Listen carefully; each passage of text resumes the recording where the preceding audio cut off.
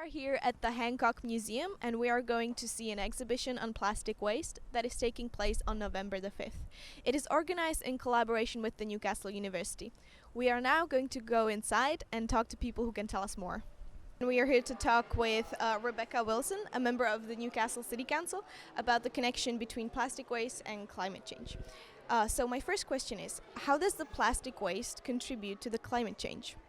So plastic's made from oil. Oil is a finite resource. It's running out. If we don't recycle all of the plastic we have, we will not have enough resources to have the lifestyle we can have. And obviously we know fossil fuels and oil's contribution towards climate change. So recycling's one of the easiest things you can do for your carbon footprint. I mean, it's a very small thing, but still people aren't quite doing it correctly. So, just even recycling that little bit more is so important locally, but also globally as well. Okay, thank you. And how can everyone contribute to the recycling process? Do you have any particular suggestions? Yeah, so we would say if in doubt, leave it out. It's really important that we only get the right stuff in the right bin. We have blue bins in Newcastle for recycling. You can recycle plastic bottles, tubs, pots and trays, but we don't take food waste. We don't take takeaway wrappers full of food. Just try and have that split second. Can I put it in or not? And keeping the right stuff in there really helps us. What happens is when it goes for recycling, if it's good quality, that can be recycled really easily. But if it's contaminated with food waste or the wrong items, that really impacts the process. It also costs the council more money because we have to separate it again, and when we separate it we have to put it into another lorry and that gets sent somewhere else, so there's more pollution, there's more mileage there. So really making that decision at home correctly is the best thing you can do for the recycling process. All right, I will. Thank you. And also my last question, we have seen a lot of children here. How do you think that this exhibition can educate them? It's fabulous to see so many being inspired to recycle. We go into schools and do assemblies, but for them to start seeing it everywhere and becoming more and more normalised, I think that's just going to, help them be better recyclers from young children all the way up to adults. And then, once you've learned how to recycle, hopefully they'll do it for their whole lives. So I think it's really great to bring this to children and to make it fun as well. And you've got lots of activities here today, and I think that all helps. Thank you for your time. Hello, we are here with Katarina and we're going to ask her about recycling of plastic products. You told us about different labels on plastic products. Could you tell us what the labels mean and how they affect how the plastic gets recycled?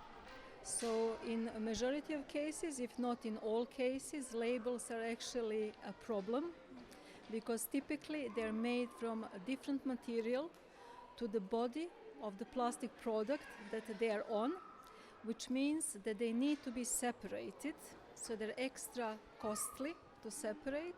And once they are separated, because different labels are made from different materials, they form a waste stream that we can't efficiently recycle. So they either end up in a landfill or they're incinerated, maybe with energy recovery or without, but either way we are losing valuable resources, material, while that would mean producing carbon dioxide as well. Okay, thank you. And you also told us that not all plastic products can be recycled. So what needs to be done to change that? Yeah, so currently even with plastics coming from the family of thermoplastics that can be melted and reshaped and efficiently recycled, even that one we are not managing well. And the reason we are not managing well is because same type of products are made from many different plastics. If we as a society could agree on what are we using and try to minimize use of different types of plastics, at least in packaging, we could actually more efficiently separate them once they're in waste, and we could nicely recycle each of those streams. So this is all for thermoplastics. Yeah. All right, thank you for your time. How do you think this exhibition could change people's attitude towards recycling? I think educating people and making people more aware of it will definitely help change people's attitudes. Like the stall I have there, a lot of people didn't know things weren't recyclable when they do say recyclable, so hopefully it will create a more favourable attitude towards recycling, hopefully. Well, I think there's some really good examples here today of the damage plastic pollution can do and why we need to recycle and try and minimize the amount of plastic we leave in the environment. Well, I believe that by visiting these exhibitions, they are becoming aware of how many plastic are thrown away every year, and also what actions can be done to reduce this amount of plastic, like proper recycling and reducing amount of plastic you use and other activities.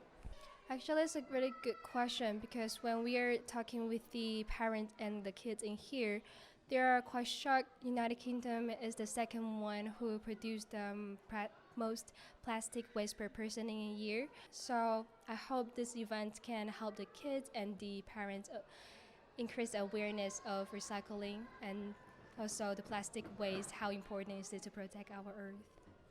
Thank you.